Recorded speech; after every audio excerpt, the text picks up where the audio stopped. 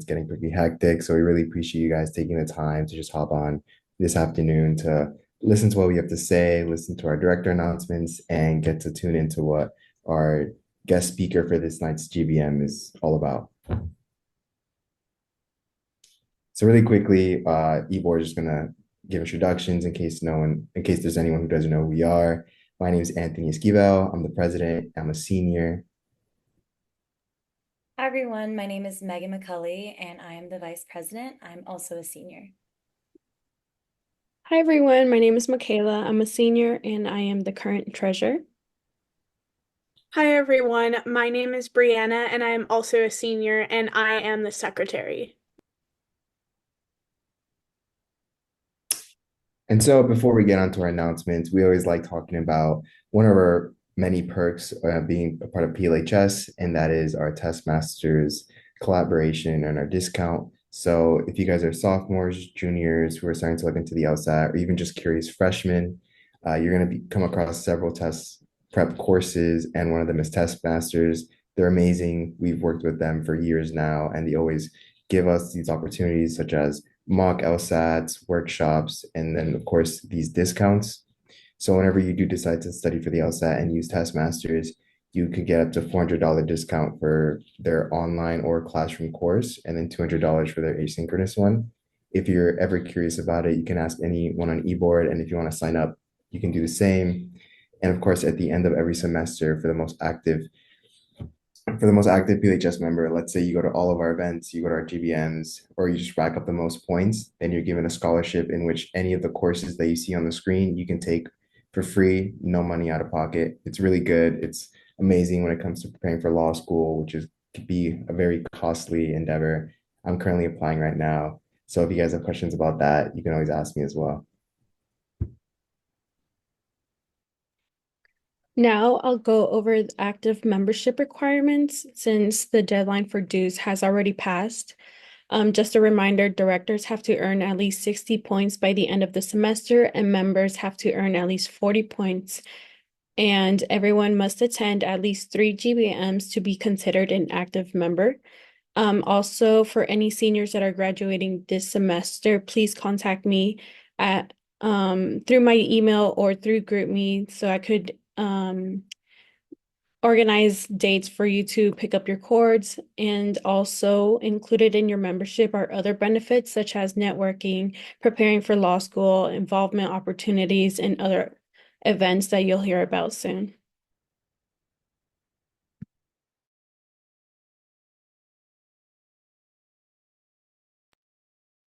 Hi everyone. So like Michaela was saying, directors need to earn 60 points and members need to earn 40. So this is a breakdown of how you guys are going to do that. So general body meetings, which is what you're in currently, are going to be 5 points.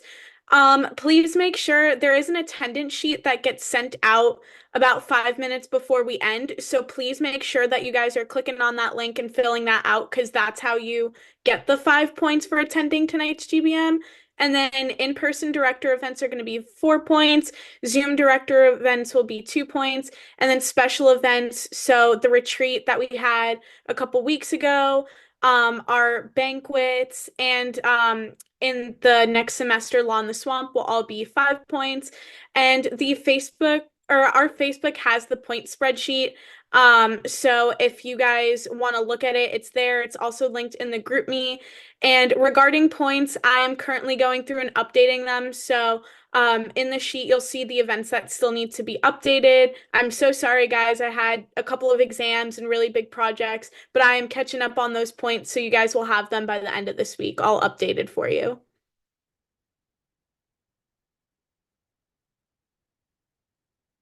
Another great way to stay updated with what's going on with PLHS is to add our calendar to your calendar. So the way that you'll do that is in the bottom left corner of your Google Calendar, there will be a little plus that says other calendars. You'll click on that and you'll type in that email at the top, ufprelegal@gmail.com, and then you'll be able to see all the events, the dates, the times, and the locations so that you never miss out on any of our amazing events. What? Señor.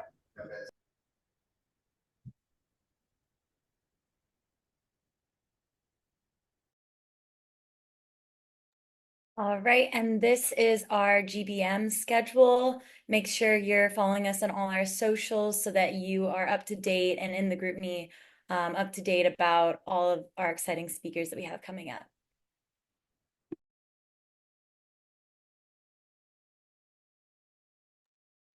Yeah, so like Megan was saying, our social media handle, our website, Facebook, GroupMe are all on there.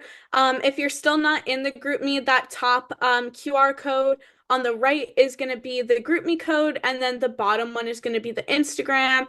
So just make sure that you guys are in both of those so that you can keep up with our events and announcements by the e-board and directors.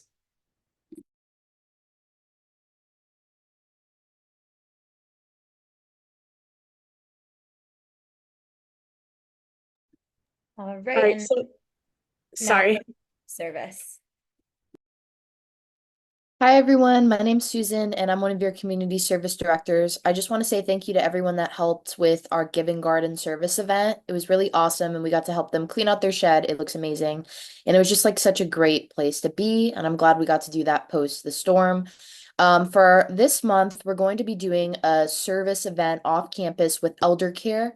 It's an organization that's a part of Shands, and they help the elderly community within Gainesville. And they're having a fall craft showcase. So we're going to help them set it up, kind of be there, volunteering, doing whatever they need us to do. So more details about that event are going to come as we get it on the calendar and we get more details about it. It's going to be on the 26th of October from 9 a.m., I think, to around 1 p.m. or so. Maybe we might change the time depending on when they want us there. But just follow us in the group me and we'll make sure to give you all the information for that. Hi, my name is Maya Behar. I work with Susan also in the community service committee, and our second event for this month is going to be bouquet making for those suffering from breast cancer. It's a really nice way to get to know other people from PLHS, and also I think it's pretty and fun. And it's just a nice thing to do. We'll be donating all our bouquets to we haven't decided yet or we haven't found it yet, but um it's a really nice way to give back to the community and a nice social little event. Thank you, community service. Now we'll go on to diversity. Hi guys, I'm Medina. Just wanted to give a quick thank you to everyone who came to our cultural speedfitting event. We had a lot of fun. We had yummy donuts. It was great. We will be having a October hot chocolate movie night on Wednesday, October 16th at 5:30 in Matherly 0006. So we'll be watching Moonlight and having hot chocolate. So make sure you look out on our Instagram for all the details on that and come out. It'll be a lot of fun. And for our second event this month, we're going to be doing a Pride Jeopardy on October 30th from 2 to 3 p.m. It'll be at Library West, and I'll have the specific room sent out in the group me and updated on the calendar 2 weeks before the event. Thank you, diversity. And now fundraising. Hi everyone, my name is Arthur, and one of our October events, which is during the majority of the month of October, is our Law and Order and Candygrams. Ideally, we were going to start this week, but obviously with the storm, it's hard to tell whether or not classes and everything will be open on Friday. So it will be more likely starting next week, in which case there's going to be a Google format sent out. You just put your name or UFL email, and then during one of the pickup opportunities on a Friday, you just go to Turlington Plaza and just find myself in one of various costumes and just pick up the candygram bag from there. Hi guys, my name is Drew. I'm the other fundraising director. So as of right now, we are supposed to have a Jeremiah's fundraiser this coming Thursday, but again, with the storm, I did reach out to them to see if it's going to be canceled or if we can reschedule it. I have not heard back, so as soon as I hear, I will send a message in the group me and I'll post on the Facebook. So just stay tuned with that. Thank you.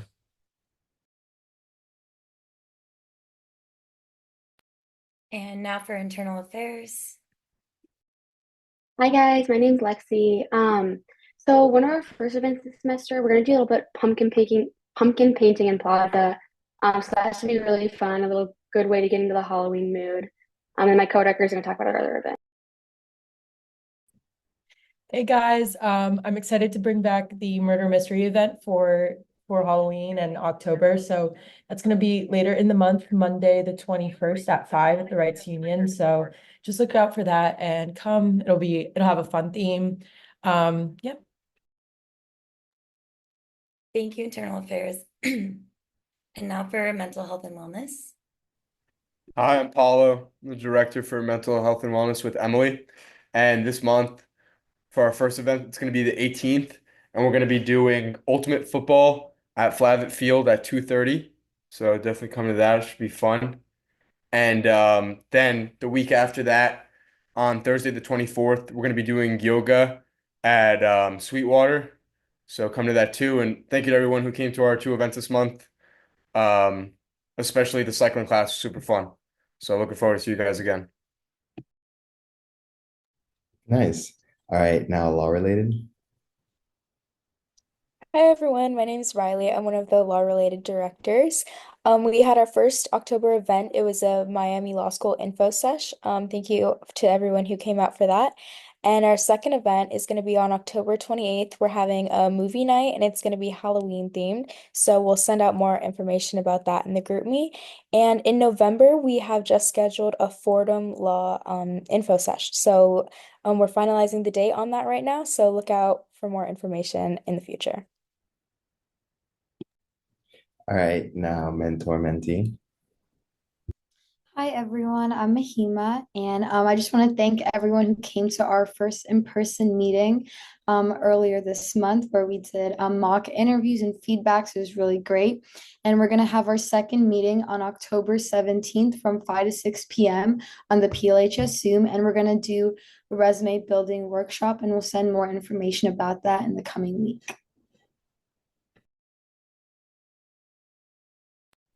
All right, now for a mock trial. Hi everyone, I'm Leilina. I'm the in-house mock trial director. In-house teams have just been made and we just introduced the case packet, so everyone's starting to get working on their cases now. As we get closer to our competition, we'll have scrimmages, which if you aren't part of mock trial, you can come and watch and see if you're interested in joining next semester. And hi, my name is Trisha. I'm the competitive mock trial director, and then we're just chugging along. We have our first comp coming up in about 3 weeks, so just extra practices for that. Thank you, mock trial. Now we'll hear from public relations. Hi, my name is Neelam. I'll be making the PR announcement for this week. Our Wednesday and Thursday events have been canceled due to the hurricane. And that being said, if you haven't already, give us a follow on Instagram and LinkedIn. Thank you, public relations. Now we'll move on to special events. Hi everyone. I just wanted to thank everyone for coming out to our fall retreat. I hope everyone enjoyed. I know we had a great time watching you guys play all the games and just get to know each other. Those points have been updated onto the sheet. So if anyone has any questions, that was really it for the past retreat. Yeah, and we are currently working on planning for our banquet, so please keep an eye out for any kinds of forms or anything like that that we might send out, whether it be interest forms for food. But yeah, we have some cool things planned and we're in the process of that, so hope you look forward to it. All right, and without further ado, I'm really excited to announce this week's guest speaker, Anouk Nouet. She works at Bracewell in Washington, D.C., where she advises clients on litigation enforcement and project development matters related to environmental and natural resources law and policy. Prior to joining Bracewell, Ms. Nouet served as a judicial law clerk for the Honorable Caroline Mahalchik of the Middle District of Pennsylvania. She also completed internships at the Environmental Protection Agency and Valero Energy Corporation. And thank you so much for joining us in Anouk Nouet and listening to all our announcements. Hi, no problem. You have a very active law program. I think my undergrad was not. I think we watched movies every couple of months. Well, hi everyone. My name is Anouk Nouet. Great pronunciation, Megan, by the way. Um, I am not sure if anyone came with kind of specific questions, but maybe because this is maybe more of a interest in the career situation, I can walk through my background and then whatever interests any of you, please interrupt me. So I went to undergrad at Union College in Schenectady, New York.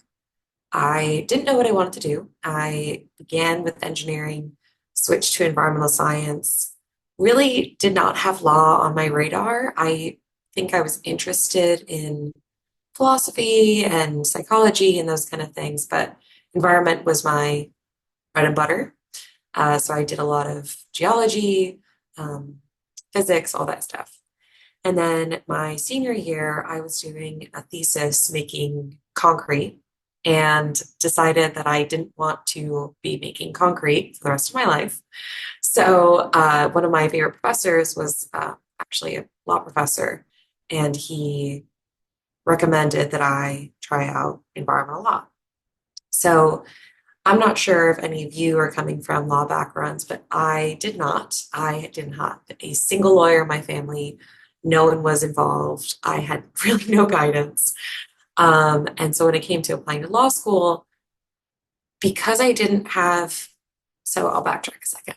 I think my best recommendation for any of you who are maybe beginning to take the LSATs or visiting law schools or that kind of thing is if you have a particular state or city that you want to work in and there's nowhere else you want to work, then go to a law school that is as close to that city and has really good connections. I myself did not. I really had no place that I needed to go. And because I had this interest in environmental law, my search was really focused on who had really great environmental law programs.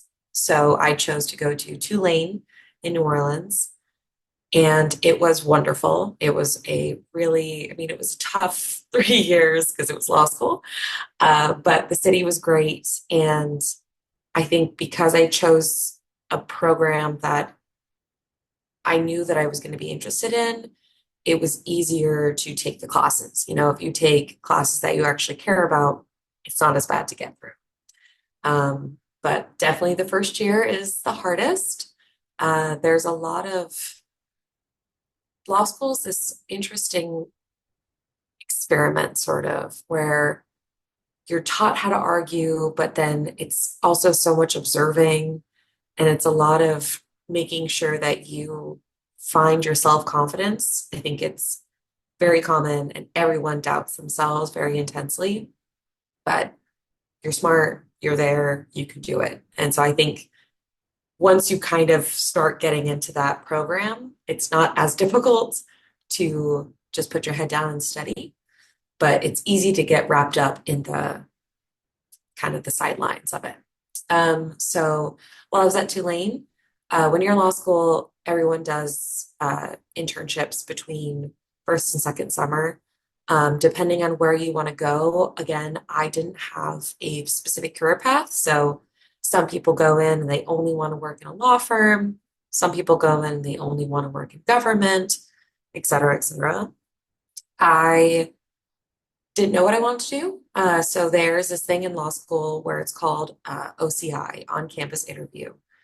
And so businesses or law firms or nonprofits that have relationships with the law firm will have individual interviews with their students. And it's pretty much, you know, it's not posted publicly, it's posted only with your school.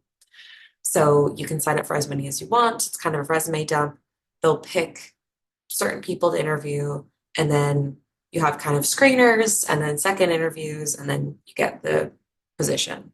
So I applied to Valero because I knew that it was energy.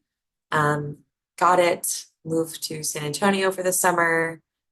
It was super interesting. I have a background of kind of environmental in the sense of I thought I didn't want to work for energy companies. I was scared of working for an oil company, but another thing that you learn with the law, I think, is that you really have to extract yourself from your emotions, sort of, and view it as law. You know, it's case law, it's decisions, it's precedent. It's not really who makes the best argument. It's part of it, but if you don't look at what courts are doing, if you don't look at what courts have said, you're not going to win. You're not going to get the right decision. So I think over time, it becomes more important to see the facts for what they are, know the facts, but not think of the facts as the definitive answer. You know, I think that's why it's so easy to argue two sides of the same coin because you just look at different law and interpret it differently. And that's pretty much what everyone does. Um, so yeah, so I was at Valero and then went back for my second year. And then I worked at EPA in the DC office, their cross-cutting law issues office. It was called Silo. And so when you apply to EPA, if any of you want to, it was just a resume dump. It wasn't through my school. And they don't, if you get the job, then they'll ask you, what are your interests? They'll kind of put you in an office from there, but it's not really that you apply to a specific office. So that was mostly Indian law. It was issues, international issues. It was kind of all the things that didn't really fit into water, air, fuel, those kind of buckets. And then I did some externships during my third year at EPA's New York office. And then it was COVID. And so a lot of people didn't really know what to do for work. People who had law firm jobs, traditionally, if you work at a law firm one summer, you'll get a return offer.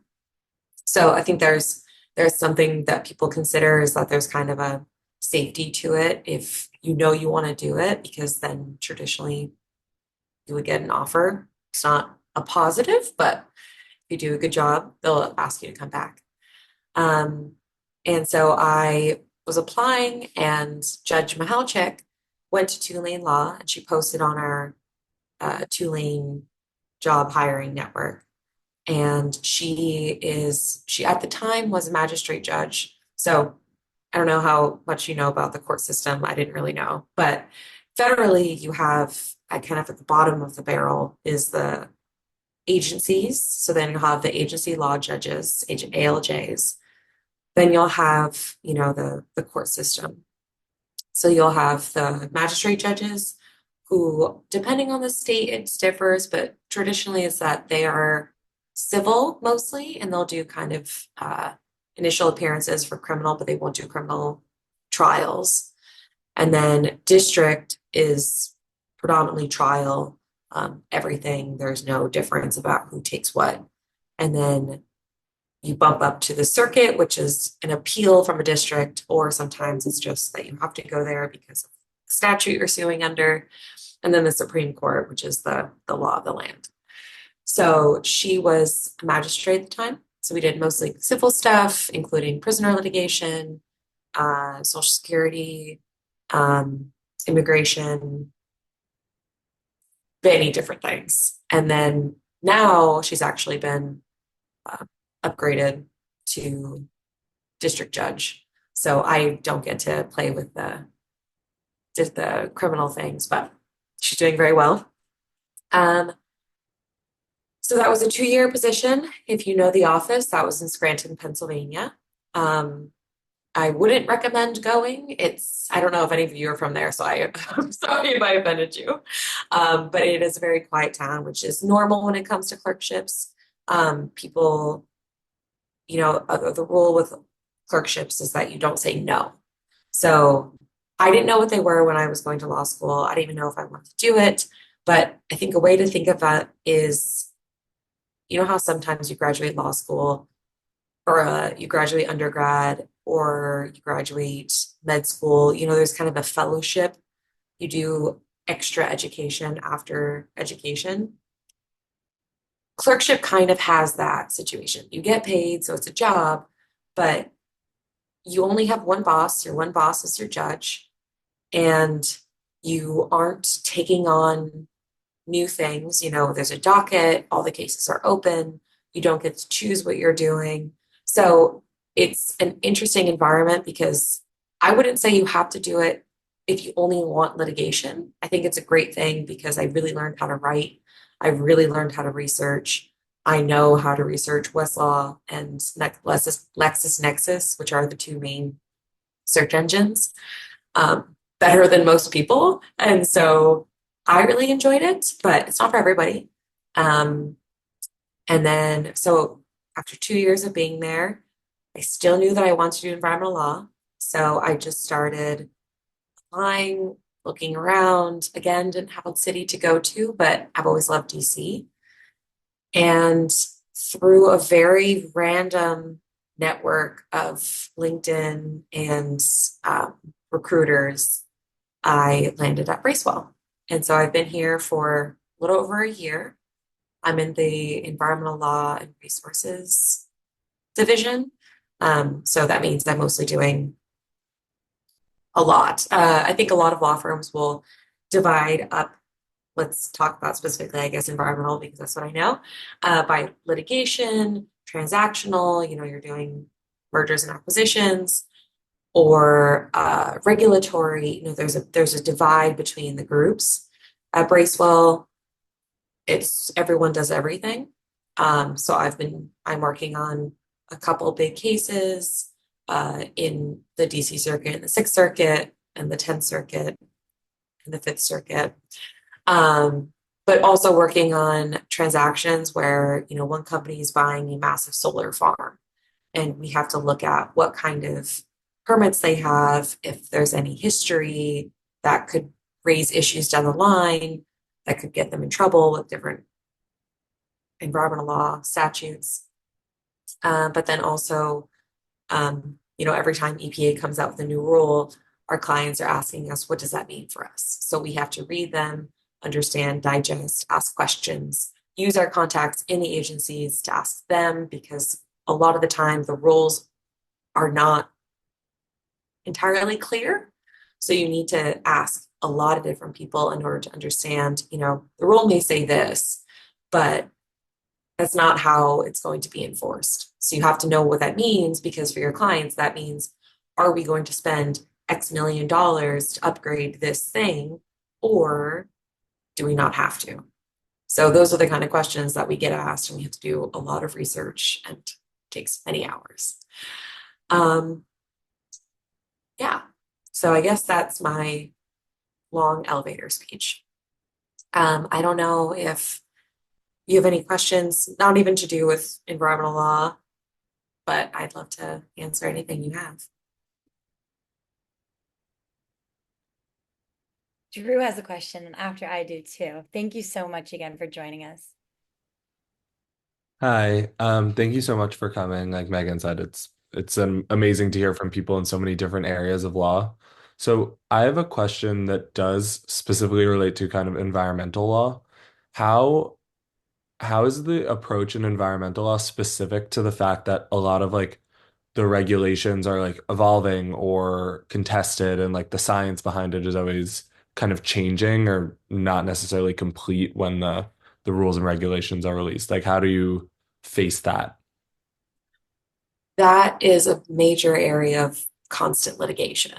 Um, and I think that's kind of a situation that you have to, different agencies have different ways to answer specific questions. A lot of companies will have questions that only apply to them, right?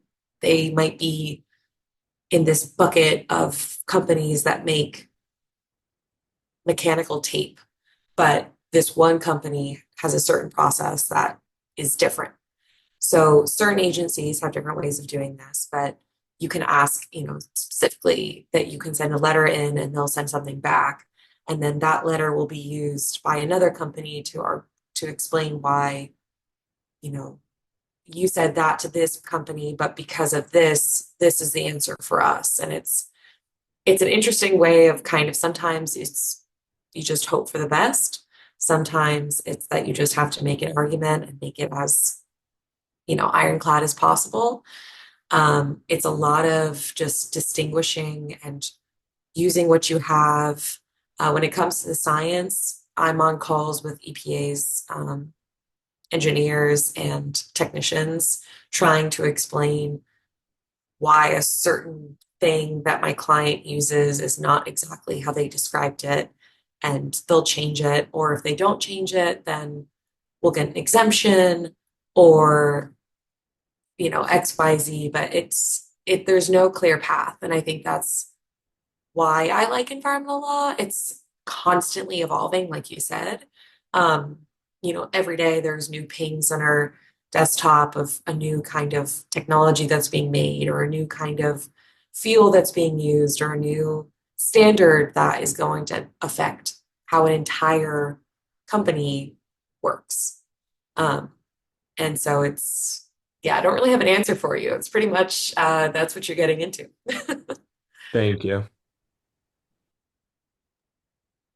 And my question was more so about when you found out that you wanted to go to law school. I know you said that in your senior year, you realized you didn't want to be mixing concrete for your living. And I'm kind of going through a process where I don't know whether or not I'm taking a gap year. I'm kind of like overwhelmed by the process. And I was just wondering whether or not you found out too late and you had to take a gap year, or if you just kind of dove head first into law school applications and how that went for you. Yeah, I just went for it. And I think that's something that I've learned a lot through my own experience, is that to me, before I went to law school, I thought law school was only for the smartest. It was only for the people who knew the tricks, knew the paths, that you had to be in on it. When in reality, that's not true. I think a lot of people asked me, even when I was saying I'm a science major, how could you possibly be a science major and go to law school? Um, it's reading, it's comprehension, you've been doing it your entire life. The LSAT is a little bit different. It does take, a lot of studying and a lot of focus, but I took one of those Kaplan courses and I thought it helped me a lot. Um, Again, on that is, I don't know how anyone feels, but what I learned is that the ranking system, again, like I said, if you really want to go to a certain city, or you really want to go to a certain area, try to not focus on this ranking, because law is so much about your network. It is so much about your connection. You know, DC was very hard to break into, just because everyone that goes to DC goes to DC. They are going to law school in the area.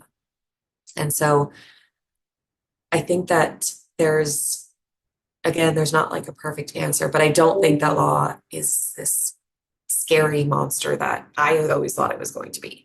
I think I applied to law school and then a week later got in and I was like, oh, okay. So then I applied to more law schools and I tried to see what else I could do. Um, and so I think you can do it. It definitely is hard though when you're managing thesis and majors and all that stuff. But if you treat it like another class, it's not terrible. Yeah, senior year is definitely a lot. Thank you. Yeah. Oh, and one last thing was just going to say, um, don't feel pressure about taking a gap year. Most law schools, I think the mean age is much lower than it's ever been. But I was at law school with people who were 30, 40, kids, married, divorced. There's no image that you need to fit into. So a gap year will never, ever harm you if that's something you choose to do. Thank you. Madison, I think, was next. Hi, I was wondering if you could speak a little bit more about your experience as being a first generation law student and how you kind of figured that out. I know you talked about how you went through a lot of different things and explored a lot of different topics, but I was wondering if you could talk a little bit more about what that process is kind of like. Yeah, I mean, I think something that I felt really helped me navigate through everything is that I made a lot of random emails, and I because my family or my friend network wasn't robust when it comes to law, I was kind of forced to just LinkedIn and Google, use University of Florida. These networks are so much bigger than you expect. And people are a lot more willing to talk to you than you'd think. I mean, Megan, you'd messaged me and here I am. And I think it's because no one's has a perfect path into it. Everyone has their own struggles that when someone is asking, can you help me? They're more than willing to do so. One thing that I think is important is if you would like to go into law firm or you would like to go into government or if you would like to go into nonprofit, listen to yourself, but be open. I had my conceptions about what I wanted. I had my conceptions about what I didn't want, and they change. And your desire of what do you want to focus on, whether that's environmental or family or criminal, will change also. So be open to it.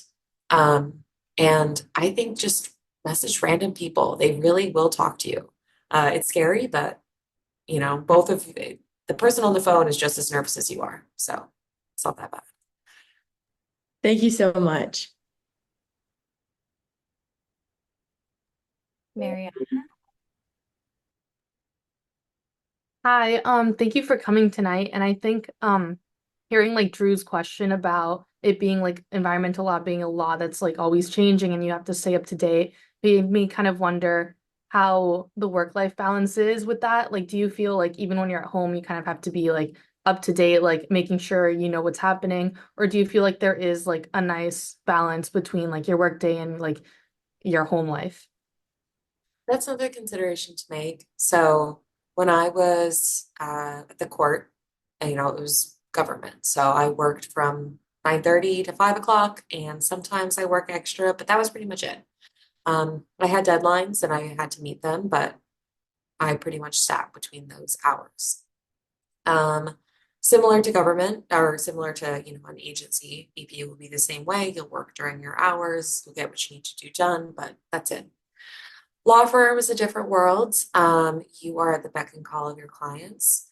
I think I've landed at a law firm that is respectful of my work-life balance. I'm an early riser and I go to bed early, and people are not calling me past 8 o'clock.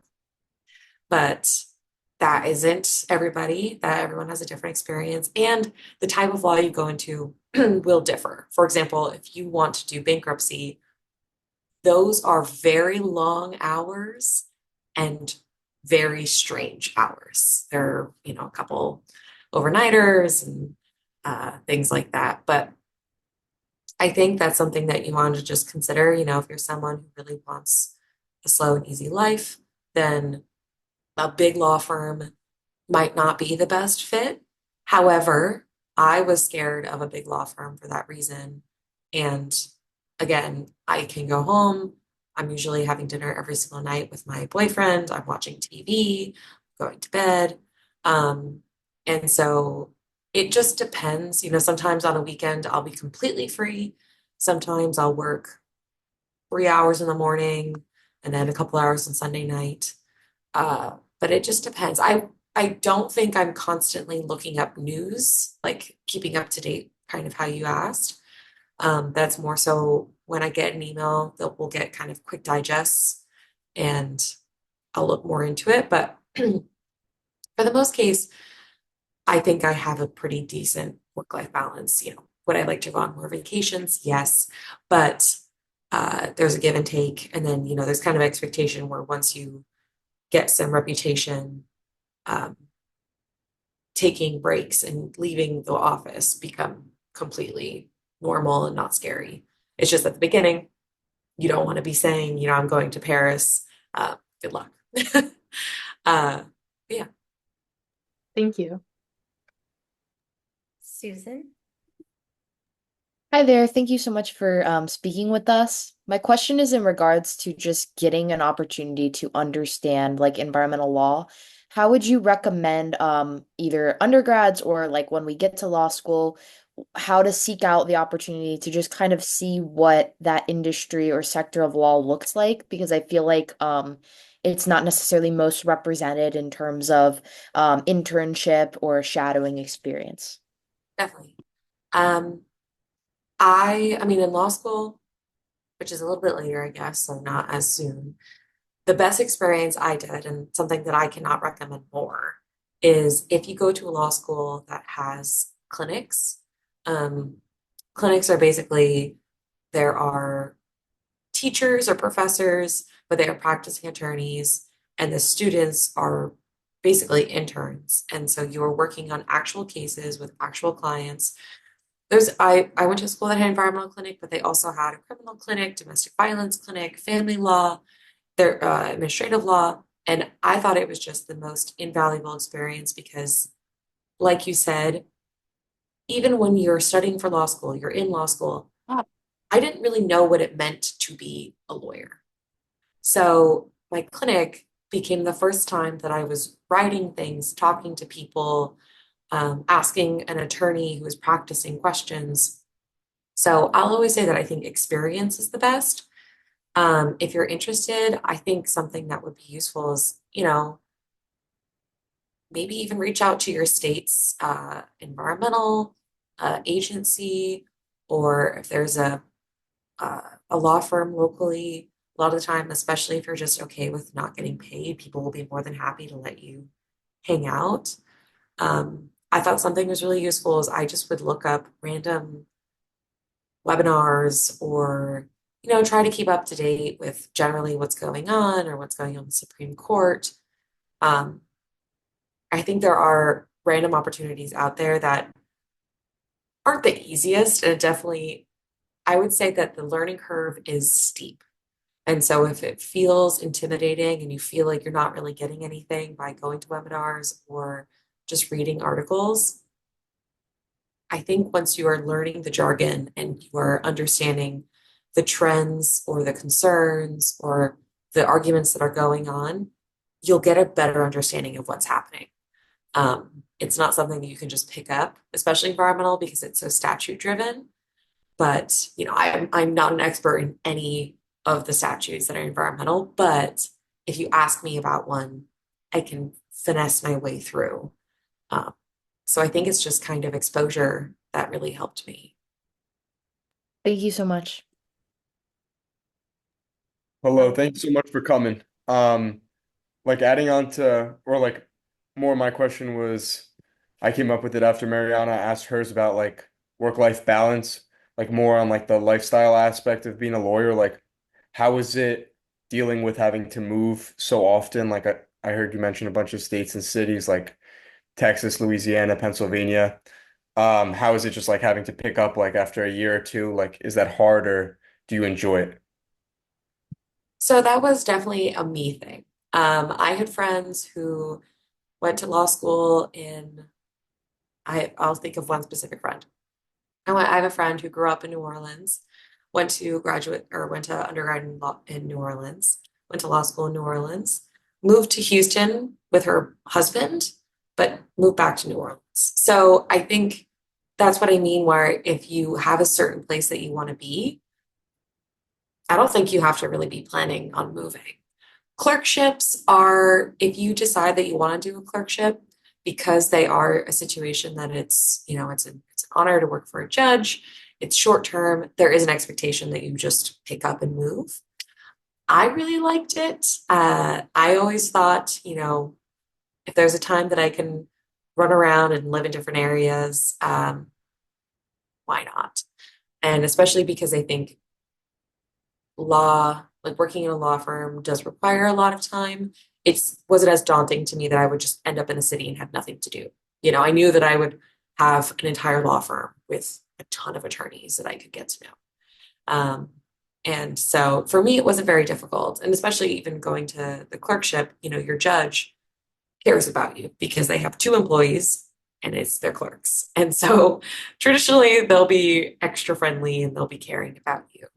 Um, but I think it's an up to you thing. I have people who did not want to move anywhere and they didn't. And then people like me keep moving.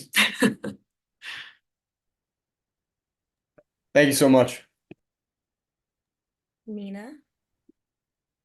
Hi. So I know earlier, when you were going through the experiences that you had in environmental law, you had mentioned that you worked at like an oil firm and that you had a little bit of like a question of whether that was what you wanted to do or not. So I guess I was wondering if you feel like that kind of moral issue is like super important to you, and do you feel like what you do helps like make a difference in this field, or is it mostly like more of a corporate sort of atmosphere? Yeah, that's a good question. I struggled with it, and I honestly still do. Um, I think it's depending on where you go, it's going to be a struggle. And to be honest, I think one of the things that I at first thought, and I learned I was wrong, is that I always thought, if I work for so my timeline, right, is that I worked at the law firm. I really liked, or the refinery. I really liked the people. I thought it was really interesting, but I got a little scared that I would get stuck in this oil world. And so I wanted to go to the EPA. And I had this idea that if I go to the EPA, I'll be doing more what aligns with my environmental heart. The thing is, though, is that it's a federal agency, as much as it's an environmental agency, it's not that it's always going to be on the quote unquote good side, whatever that means to you. And so I think that what I learned is that it's up to you, you decide what you're comfortable with, but this good side, bad side becomes a lot more muddled because it is corporate. There's companies and there's an economy, and as much as you move a needle, something else will go back, or something will change, or something new comes up. Um, and so I think from those experiences, I learned that I didn't need to be on the quote unquote good side to enjoy what I'm doing. That being said, I definitely see myself long term potentially going back to government or going back to a nonprofit just because I would identify as an environmentalist myself.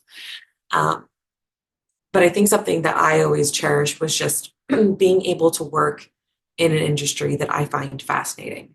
And one thing that I think was really important is if you wanted to go into a certain organization, I'm trying to think of other ideas that are not environmental, but I'm not coming up with anything at this moment.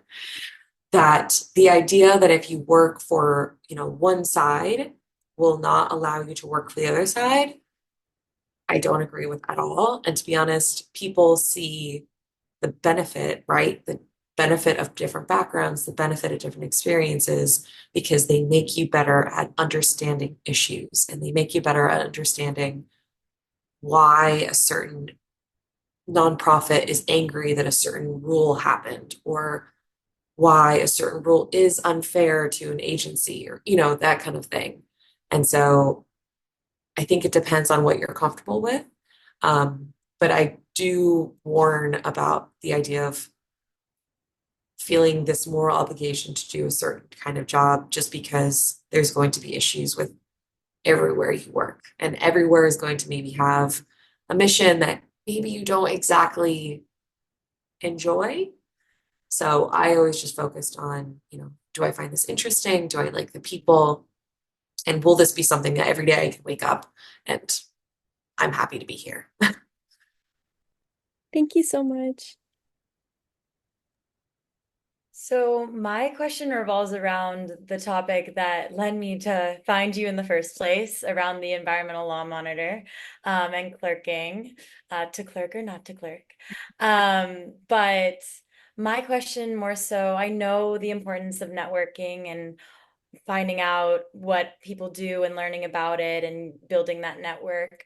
But how was it that you got your clerking position, and how does that process work? I'm not familiar with it. Yeah, so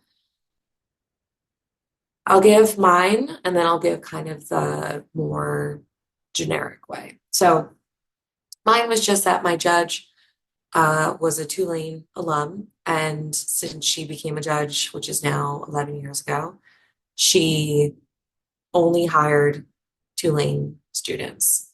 So she would post on our network, she would have a resume drop, and then she would pick whoever she wanted to interview, who to interview. Before COVID, they would have them fly to Pennsylvania. Um, Through COVID, it just became, internet interviews. But I just did one interview and then I thought I would have another, and then I didn't. And yeah, and I think that's something that I don't think you need to look too much into. But like I said, if a judge offers you a job, it's nothing's wrong going to happen, nothing terrible is going to happen. But in the world of the law, you accept, you don't say no to a judge unless there's some extenuating circumstances. And I think it's just because there aren't a ton of these positions around. Some people try really hard to get them. Um, and you learn a lot. And so you also get to have, this connection of this federal judge or the state judge who has your back and has, great connections because she has every single attorney before her talking to her. For example, if someone of you really wanted to be in a certain city, and let's say you didn't go to that law school, working in the court, either the county court, state court, federal court, is an amazing way to meet attorneys because they want the judge to love them. So they're going to try and talk to you. It's a great way to see what people are doing, who's really good, who's not. And so that's another way that you can network down the line. Or even you could ask, I don't know if you could do this, but I'm sure you could reach out to a judge and just say, can they shadow you in any city you're in? And they'll always, for the most part, say yes. The broader answer to your question is there's this website called Oscar, and it's any judge in the entire country can post on Oscar. You don't get access until I think you have to be a first year of law school. And then every judge that wants to post, which is, I think most judges, unless they have connections in certain cities and they just want to hire a certain school. And then you just resume drop and you put your resume in, and there'll be, recommendation letters, resume, cover letter, and those will be across the country. I know a lot of people find internships through or clerkships through that, because if you want to go to Alaska, there's going to be an Alaska judge. And you can decide if you want to do federal, state, circuit, magistrate, it's everybody. And it's quite overwhelming. But if you do want to do clerkship, that's where you would find the breadth of everything available. Not to say that reaching out to individual judges isn't still a good idea, just because they might not be able to take you on as a clerk, but they will very much be happy to have you shadowing them over summers or during the school year or something like that. So it's definitely an opportunity that I didn't realize existed, but it's a really good one to take advantage of. Thank you. And a quick piggyback off that. You keep saying resume drop. What can make me a better resume candidate in that situation? I think making your cover letter personalized. I think it's maybe highlight, if a certain, for example, my judge, her district is very known for prisoner litigation and Social Security litigation. I don't know how you could alter that, but I did know that she was a biology major before she went to law school. And so I think in my cover letter, I highlighted like my diversity of interests, and how, because I knew she did mostly civil dockets, I didn't really have a specific interest, and I was just excited to get to know what's going on. And so I think there's a certain level of show enthusiasm. People want to work with people who want to work with them. And so being individualistic and showing yourself in a professional way, I think is the best way that you can just get someone to, catch their eye, because there are so many of these resumes that these people get, and showing that you looked them up and you changed it and you thought about them, I think is important. Um, I found through all my interviews that just showing enthusiasm was one of the best ways I got feedback. So, uh, I think it's be professional, but don't forget to show yourself and show that you have curiosity and that you're kind of interested in the things that they're talking about. Thank you so much. All right, hi. I just had a quick question. There've been so many good ones, but I just wanted to like see what you had to say about this one. So I know you went to Tulane for law school, and part of that was the environmental aspect. Like where you are now, and for those who are currently applying to law school and potentially starting next fall, how do you feel, or what would you say when it comes to going to that law school, which is really ranked well in the program that you plan on specializing in or you're very interested in, versus going to a law school that overall maybe ranked better, maybe it's easier financially, or kind of like you said before, it's situated in the city that you want to practice in for the future?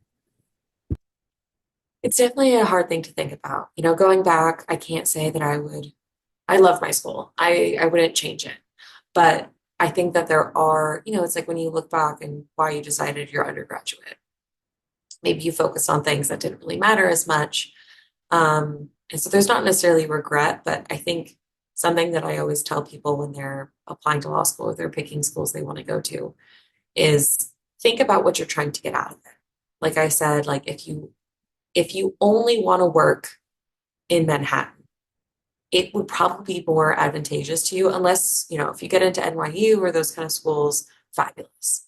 If you don't, it will be more advantageous to you to go to Pacer or Manhattan Law School or schools that are near the area who have connections, who are nearby, so you can get internships and you can get to know people.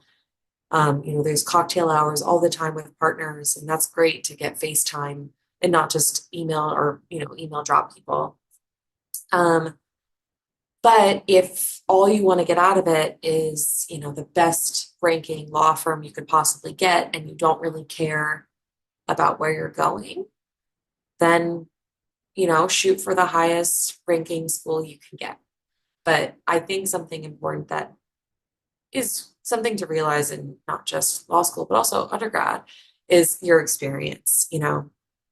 Again, if you're not trying to get the best law firm or the best whatever, then paying a lot of extra money for law school that you don't need to because there's somewhere else that might give you uh, scholarships, or moving somewhere that isn't necessarily going to help you because you want to be in Alabama, are really important things to think about. I think I definitely had rose-colored glasses a little bit about where I want to move and what I want to do, which isn't a bad thing.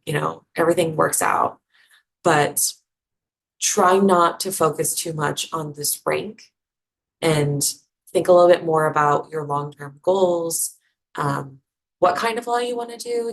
For example, I almost went to Rutgers in New Jersey because all my family's there, and I thought maybe I want to go to New York City. The reason I didn't though is because that their environmental program wasn't great. It was good. It just wasn't everything I wanted. However, I have a friend who went there for family law, and it was an incredible program, and she got an incredible job, and she loves it so much, and the connections were great. So, I think it's look around and just be honest with yourself. Another thing that I didn't really know, but maybe some of you would like to know, law schools give you a good amount of scholarships. So be aware of where you pick, because if that's something that you need to realize, law schools will give you scholarships if you pick schools for that reason. So I think it's all these things kind of wrapped up into one. It's a little difficult to answer because I think I know some people with so many different experiences. But my only warning is don't get wrapped up in the ranking. If it's important to you, great. If it's not, move on. Thank you. Does anyone else have any last minute questions? No? Oh. Okay, so we are sending the attendance in the chat, and thank you again so much for joining us. We really enjoyed it. I know I did, and got a lot of my questions answered. And if you have more questions or are interested in Bracewell or environmental law, check out the Environmental Law Monitor. You'll meet some cool people. Thanks for And that shout out. yeah. And also, I can share your email if you're comfortable, and anyone has any further questions, you can reach out. Yeah, absolutely. Thank you guys for having me. Yeah, thank you. Enjoy your day. Have a good night. Stay safe. Thank you. But also piggybacking off of that, everyone stay safe with the hurricane. I know it's affecting a lot of people, and a lot of people live in areas that are going to be effective. So please stay safe. We wish your families well.